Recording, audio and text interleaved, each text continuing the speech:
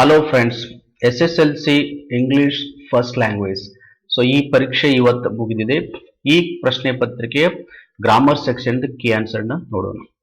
ಮೊದಲನೇ ಪ್ರಶ್ನೆ question tag ಕೇಳಿದ್ದಾರೆ. ಸೊ ಕ್ವಶನ್ ಟ್ಯಾಗ್ ಕೊಟ್ಟಂತ sentence the girl won the first prize. So ಇದ್ರ ಕ್ವಶನ್ ಟ್ಯಾಗ್ ಯಾವುದು ಅಂತಿದೆ. ಇದು ಸಿಂಪಲ್ ಪಾಸ್ಟ್ ಟೆನ್ಸ್ ಆಗಿರೋದ್ರಿಂದ ಕ್ವಶನ್ ಟ್ಯಾಗ್ ಯಾವಾಗಲೂ ಡಿಡ್ ಇದ್ದ ಸ್ಟಾರ್ಟ್ ಆಗುತ್ತೆ. ಅದು ಡಿಡಂಟ್ ಹಿ ಇರಬೇಕು, ಡಿಡ್ ಶಿ ಇರಬೇಕು. ಸೊ ಡಿಡಂಟ್ ಶಿ ಅಥವಾ ಡಿಡ್ ಶಿ.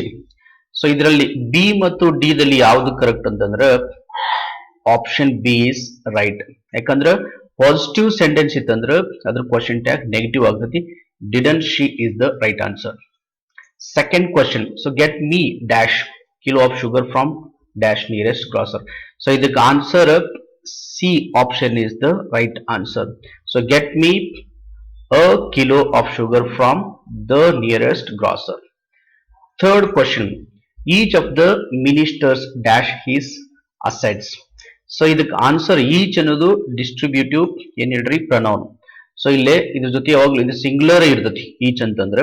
ಸೊ ಇಲ್ಲಿ has is the right choice. So that's why has declared. So each of the ministers has declared his assets. So option D is the right answer. Fourth question. The table which has a broken leg is Mohan's. The underlined word is ಇದು ಯಾವುದು ಇಲ್ಲಿ ನೋಡ್ರಿ. The table which has broken leg. Which has broken leg ಇದು table ಅನ್ನು describe ಮಾಡ್ತಾ ಇದೆ. See the word which describes noun is known as adjective. So ಹೀಗಾಗಿ ಇದು adjective clause. Option D is the right answer. ಐದನೇ question. The students were instructed dash through ಅಂದಿದೆ. So ಇಲ್ಲಿ option B ಅನ್ನೋದು correct ನೋಡ್ರಿ. Go through ಅಂತಂದ್ರೆ examine, careful ಆಗಿ ಓದುವುದು. ಸೊ ಹಿಂಗಾಗಿ go through. So fifth question B option B is the right answer. ಆರನೇ ಪ್ರಶ್ನೆ. I saw new faces in the party. So ಇದು ಯಾವ ಫಿಗರ್ಸ್ ಆಫ್ ಸ್ಪೀಚ್ ಅಂತಂದ್ರೆ ಇಲ್ಲಿ ಇದು ಸಿಮಿಲಿನೂ ಅಲ್ಲ, ಮೆಟಾಫರ್ನೂ ಅಲ್ಲ, ಪರ್ಸಾನಿಫಿಕೇಶನ್ ಅಲ್ಲ, ಇದು ಸೆನಪ್ಡಾಮ್. So answer option A is the right answer. ಇದೇನಂದ್ರೆ representing part the whole or the whole the part ಅನ್ನೋ ಕಾನ್ಸೆಪ್ಟ್ ಬರ್ತೈತಿ. So option A is the right answer. ಸೊ ಇವು ಮೂರು ಅಲ್ಲಿ ನೋಡ್ರಿ. ನೆಕ್ಸ್ಟ್ ಏಳನೇ ಕ್ವಶನ್. ಸೊ ಕಿಡ್ನಿ ಏನ್ ಹೇಳ್ರಿ urologist, children paediatrician. So seventh one answer ನೋಡ್ರಿ paediatrician. Seventh one sorry eighth one ಇವು homophones. So die dye hail hale HALE. Next infect infection ಇದು ವರ್ಬ್ ನೌನ್ ಆಗಿದೆ. ಇಲ್ಲಿ ಕೂಡ ವರ್ಬ್. ಸೊ ರಿಮೆಂಬರ್ ಇದ್ರ noun remembrance. So sheep flock ships fleet. So next voice change ಮಾಡಿ ಅಂತ ಹೇಳ್ತಾರೆ. Active voice ಇದು ಪ್ಯಾಸಿವ್ ವಾಯ್ಸ್ ನೋಡ್ರಿ. Gambling has ruled many. So many ಅನ್ನೋದು ಸಬ್ಜೆಕ್ಟ್. ಈ ಸಬ್ಜೆಕ್ಟ್ ಅನ್ನು ನಾವು ಫಸ್ಟ್ ತಗೊಂಡ್ಬರ್ಬೇಕು. ಸೊ ಇಲ್ಲೇ many have been ruled by gambling. So this is 11th. 12th question framing question ಅಂತ ಹೇಳ್ತಾರ. ಸೊ ಪ್ಲೇಸ್ ಇದೆ. ಸೊ ಪ್ಲೇಸಿಗೆ ನಾವು ಕ್ವಶನ್ ವರ್ಡ್ ವೇರ್ ಅನ್ನೋ ಶಬ್ದ ಯೂಸ್ ಮಾಡ್ಬೇಕು. ಇದು ಸಿಂಪಲ್ ಪಾಸ್ಟ್ ಟೆನ್ಸ್ ಇದೆ. ಸೊ ಸಿಂಪಲ್ ಪಾಸ್ಟ್ ಟೆನ್ಸ್ ಇದ್ರೆ ಅದನ್ನ ನಾವು ಕ್ವಶನ್ ಮಾಡ್ಬೇಕಾದ್ರೆ ಡಿಡ್ ಅನ್ನು ಹೆಲ್ಪಿಂಗ್ ವರ್ಡ್ ಬರ್ಬೇಕು.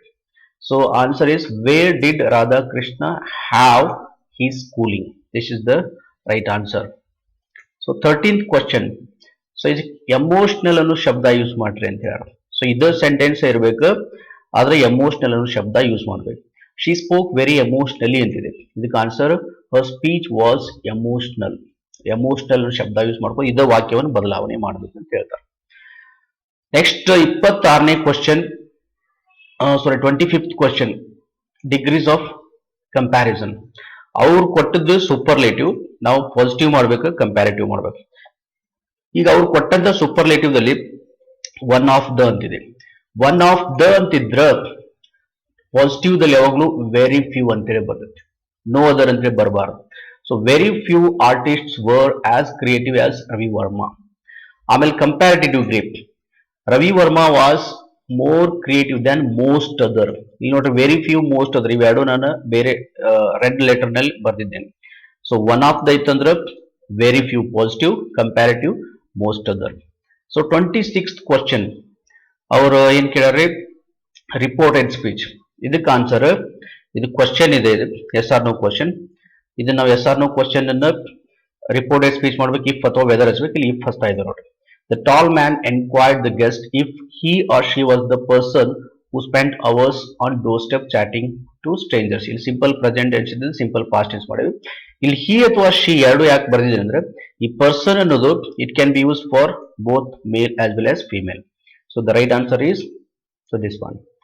So 26th question A B. So A ಹೇಗಿದೆ ಅಂತಂದ್ರೆ, as soon as she moved with grace Balarama stop his speech. ಇಲ್ಲಿ ಆಸ್ ಸೂನ್ ಆಸ್ ಒಂದು ಶಬ್ದ ಯೂಸ್ ಮಾಡಿ ನಾವು ಸೆಂಟೆನ್ಸ್ ಮಾಡಿದ್ವಿ. ಸೊ ಬಿ ದಲ್ಲಿ ನೋ ಸೂನರ್ ಯೂಸ್ ಮಾಡ್ರಿ ಅಂತ ಹೇಳಿ. So no sooner did she move with grace than Balaram stop his speech. So ಈ ರೀತಿ ಏನ್ ಹೇಳ್ರಿ, ಎಲ್ಲ ಕ್ವಶನ್ಸ್ ಗಳನ್ನ ಎಸ್ಪೆಷಲಿ ಗ್ರಾಮರ್ ಸೆಕ್ಷನ್ಸ್ ಕ್ವಶನ್ಸ್ ಗಳನ್ನ ನಾನು ಎಕ್ಸ್ಪ್ಲೈನ್ ಮಾಡಿದ್ದೇನೆ. ಎಕ್ಸ್ಪ್ಲನೇಷನ್ ಜೊತೆ ಕೀ ಆನ್ಸರ್ ಕೊಟ್ಟಿದ್ದೇನೆ. So if you like my video, please subscribe my channel Mantesh TC.